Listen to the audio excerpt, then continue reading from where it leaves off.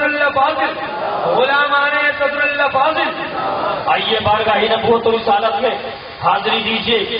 اور جب آپ حدیث پاک کا مطالعہ کریں گے، بخاری شریف کی حدیث ہے، بخاری شریف کتاب المغازی کی حدیث ہے. حضرت جابر بن عبداللہ رضی اللہ تعالیٰ عنہ روایت کرتے ہیں کہ جنگ خندق کے موقع پر رسول پاک صلی اللہ علیہ وسلم نے تمام صحابہ کو بلوایا. کہیے سبحان اللہ، گھوم کے کہیے سبحان اللہ.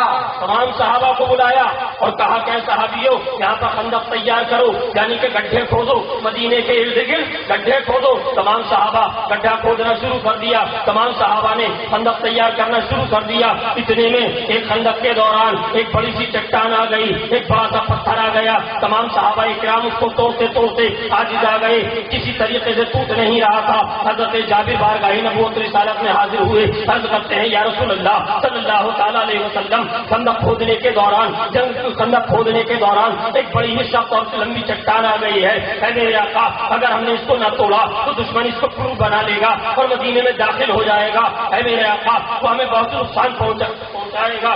آقا ارشاد فرماتے ہیں، آقا نے یہ نہیں فرمایا کہ لوگوں، اے میرے صحابیوں، جب تم توڑنے سے عاجز آ گئے تو میں اس کو کیا توڑوں گا، میں تو تمہارے ہی طرح بشر ہوں.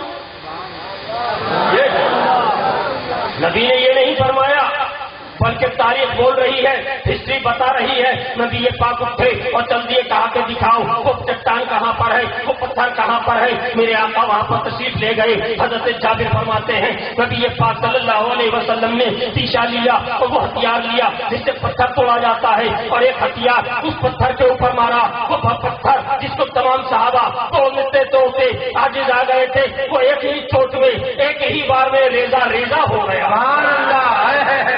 ریزہ ریزہ ہو گیا.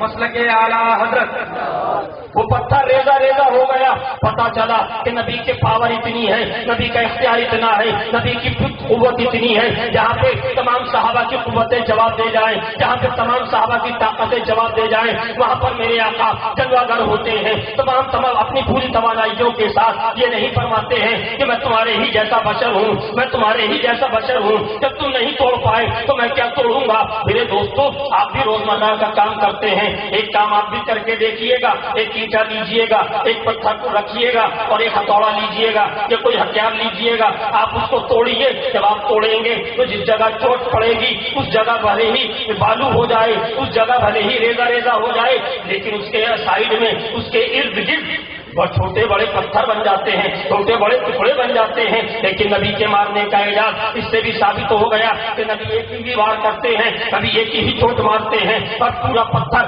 بالو بن جاتا ہے. اب آگے حدیث پاک سماعت کیجیے. حضرت جابر کہتے ہیں جب رسول پاک نے اس ہتھیار کو بلند کیا تو ہتھیار بلند کیا تھا تو ہاتھ آپ کے اوپر اٹھے تھے. ہاتھ اٹھنے کے ساتھ آپ جو چادر شریف اوڑے ہوئے تھے، جو چادر اوڑے ہوئے تھے وہ بھی اوپر اٹھی، اس کے نیچے سے کرتا بھی اٹھا. میری نظریں پڑی سرکار کے شکم اطہر پر. میں کیا دیکھتا ہوں کہ سرکار کے پیٹ پر، سرکار کے شکم اطہر پر پتھر بنا ہے، پتھر بنا ہے. میں یہ دیکھ کر مچل گیا، میں یہ دیکھ کر بےتاب ہو گیا، میں یہ دیکھ کر بے قرار ہو گیا کہ یا اللہ، جو نبی اللہ کا محبوب ہو، جو ہمارا آقا ہو، جو ہمارا داتا ہو، جو ہمارا ملجا ہو، جو ہمارا ماوا ہو، جو ہمارا قاضی ہو، جو ہمارا رہبر ہو، ارے وہ بھوکا آئے، اس کے پیٹ پہ پتھر بندے ہو بھوک کی وجہ سے، اور ہم گھر سے پیٹ بھر کے کھانا کھا کر آئے. مجھ سے برداشت نہ ہوا، میں دوڑ کر اپنے گھر پہنچا اور اپنی بیوی سے کہا، اے بیوی، گھر میں کھانے کا کیا انتظام ہے، گھر میں کھانے کی کیا چیز ہے. وہ کہتی ہیں گھر میں کھانے کو کچھ نہیں ہے، بس ایک شیر جو ہے اور ایک چھوٹا سا بکری کا بچہ ہے. سبحان اللہ، سبحان اللہ، زندہ باد. ایک شیر جو ہے اور ایک بکری کا چھوٹا بچہ ہے. کہا کہ کیا کرنا ہے، کیا معاملہ ہے. حضرت جابر کہتے ہیں بی بی، آج میں نے یہ حال دیکھا ہے کہ سرکار کے شکم پر پتھر بندھے ہوئے ہیں. جب بھوک کی وجہ سے سرکار نے شکم اطہر پر پتھر باندھ رکھا ہے. مجھ سے برداشت نہ ہوا، اس لیے میں چلا آیا کہ آج سرکار کی ضیافت کی جائے،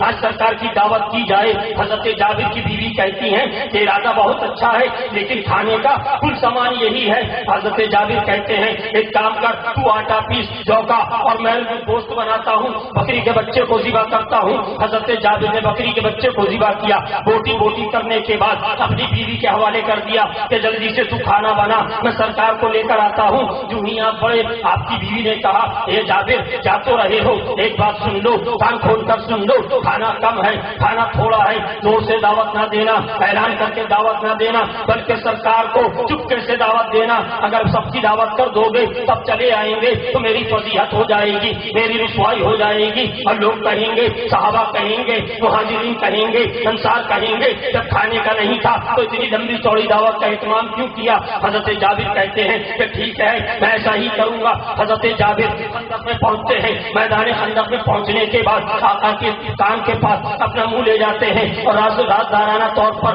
چپکے سے کہتے ہیں اے میرے آقا، اے میرے داتا، اے میرے ملجا، اے میرے ماوا، اے ہمارے ہادی، اے ہمارے رہبر، آج آپ کی دعوت میرے گھر میں ہے۔ سبحان اللہ، سبحان اللہ، آپ کی دعوت میرے گھر میں ہے۔ آقا نے اتنا سنا تو اعلان فرمایا اے خندق کے صحابیوں، اے انصاریوں، اے